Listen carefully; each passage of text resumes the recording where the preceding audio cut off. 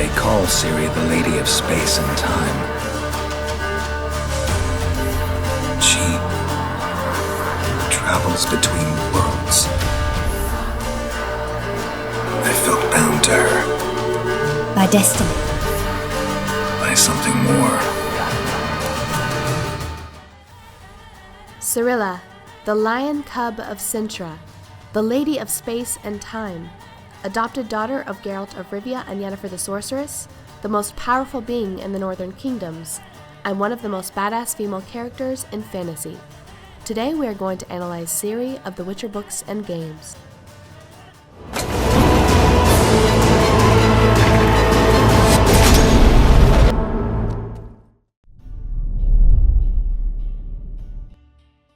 In The Witcher, magic and destiny are the elementary units of family.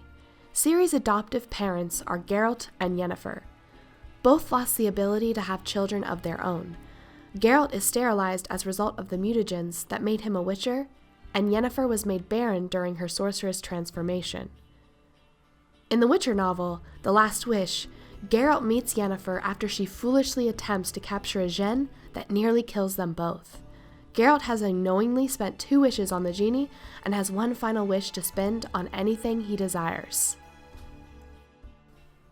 But he suddenly knew the truth. He knew it. He knew what she used to be, what she remembered, what she couldn't forget, what she lived with, who she really was before she had become a sorceress. Her cold, penetrating, angry, and wise eyes were those of a hunchback. The Witcher suddenly understood what it was he wanted, and he made a wish. Geralt sees a moment of weakness. He sees in that moment that Yennefer is flawed and broken. She is disfigured and deserted beneath her beautiful exterior, and that's why he loves her. Yennefer points out that Geralt's desire for her is deeply flawed, saying that you've condemned yourself to me. Instead of wishing for something that will benefit him, he pursues a romance that will knowingly cause him chaos.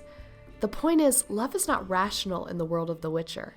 It's a magic substance that binds you to another despite your better judgment. I point this out because it is important to understand that magic plays a vital role in the relationships and love between characters in The Witcher. Magic also binds Geralt to his future adoptive daughter. Geralt reveals how desperately he desires to have offspring after helping Pavetta, the Princess of Cintra, unite with her love Dunny. In order to become a Witcher, you have to be born in the shadow of destiny, and very few are born like that. That's why there are so few of us. We're growing old, dying without anyone to pass our knowledge, our gifts onto. He states this because he wants desperately to pass on his knowledge to someone but has no offspring or students to become his successors. When the Queen Calinth and Dunny ask Geralt to clarify what he wants as a reward for helping him, he responds, "You will give me that which you already have, but do not know," referring to Pavetta and Dunny's unborn child, Ciri. By saying this, Geralt invoked the law of surprise. The law of surprise is a custom as old as humanity itself. The law dictates that a man saved by another is expected to offer to his savior a boon whose nature is unknown to one or both parties. In most cases, the boon takes the form of the saved man's firstborn child, conceived or born without the father's knowledge. Just as rationality has no place in romance, blood is of no significance to family. All forms of love are birthed from magic, and so Ciri is conceived by destiny.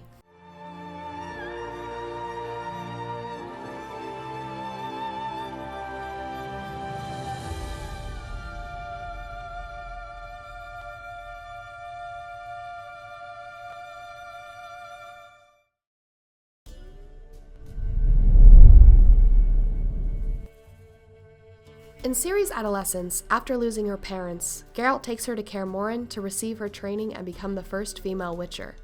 Ciri is the descendant of the Elder Blood, a genetic program initiated by elven mages for the purpose of creating an extraordinarily gifted child whose power would exceed their own. According to prophecy, the child of the Elder Blood will one day save the elves from annihilation.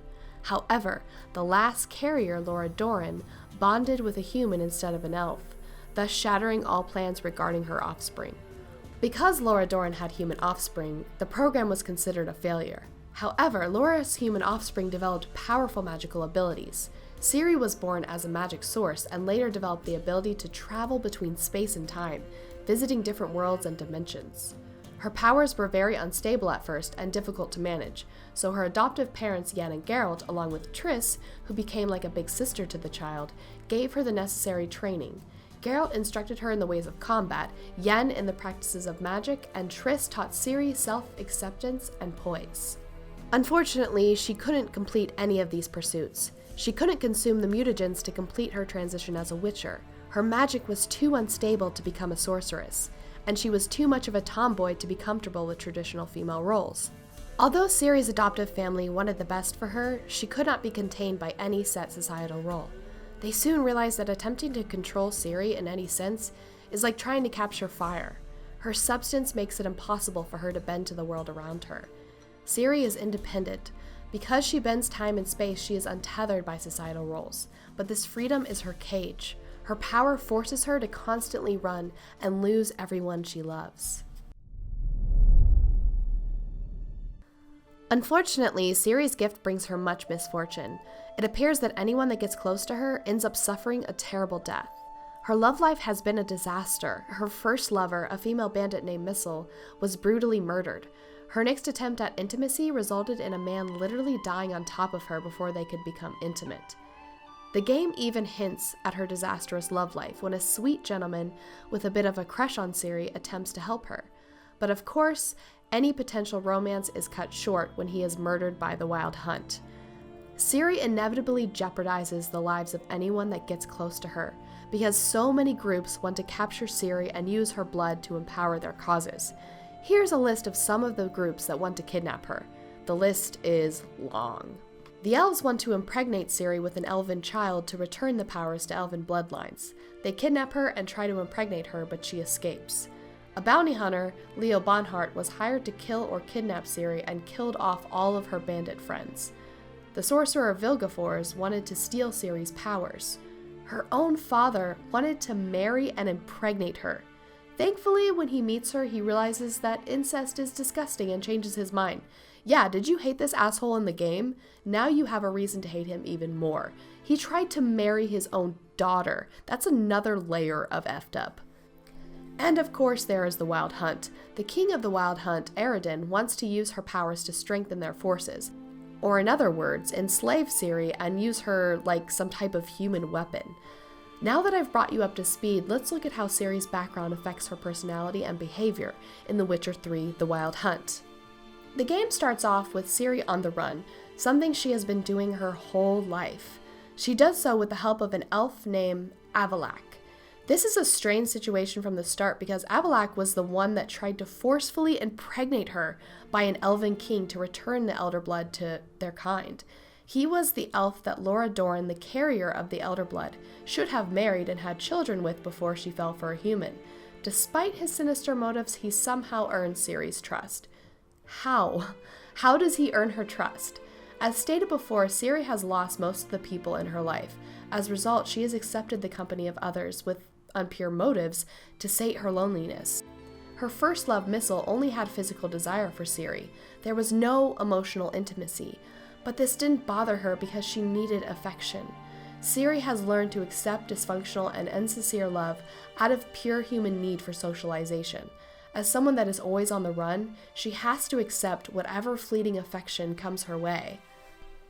Avallac'h unites with Ciri because they both have a common enemy of the Wild Hunt.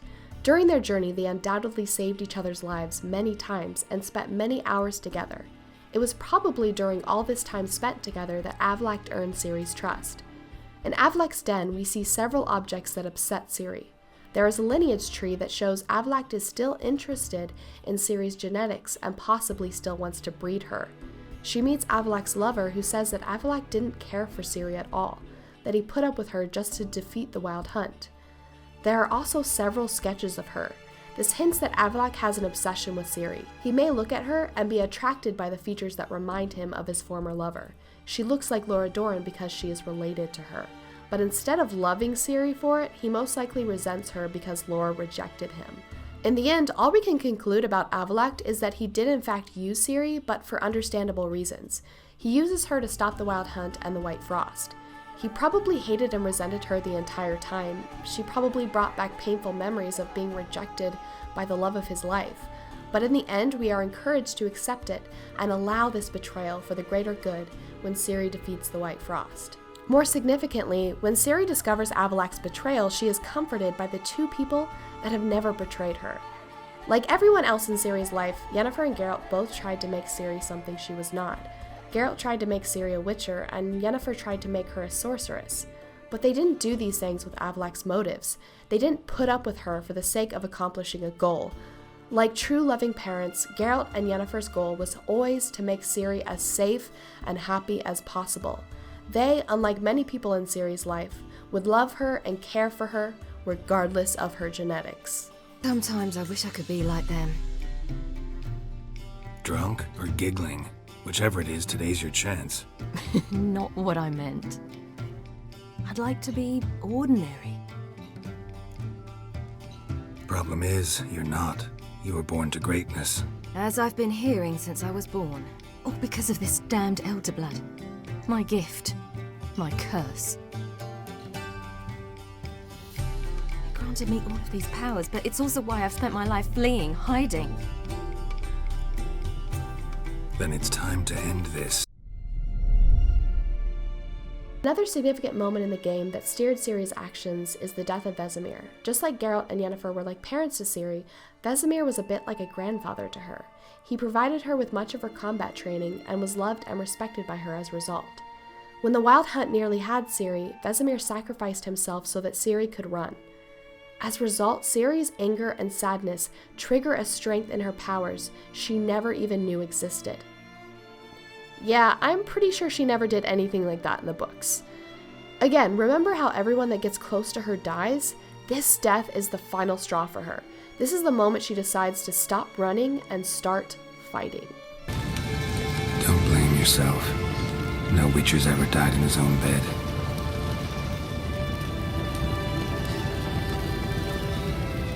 You don't know how it is to see someone you love die. Because of you. For you. We all knew what we were signing up for. Yes. And you saved me. For how long? A week? A month? We'll hide you. Cover your tracks. No. I will flee no more.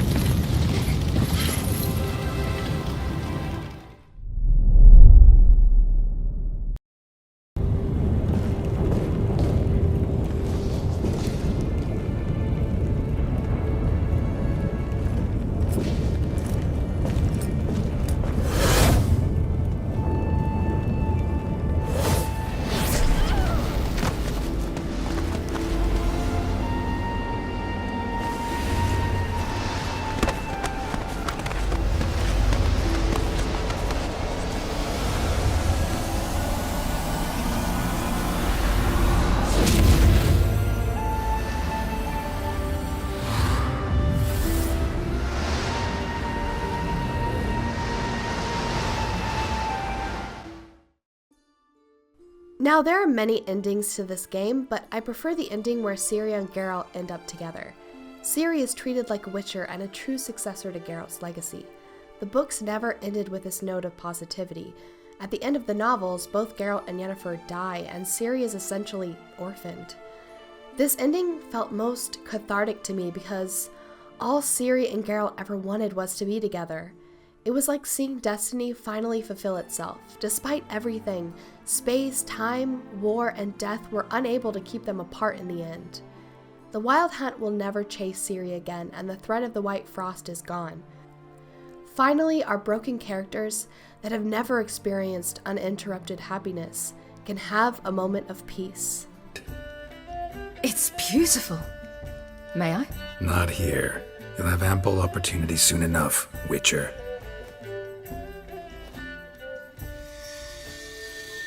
What's this inscription? An old Witcher's motto. Had a sword like this once myself, but this one's better. Much better.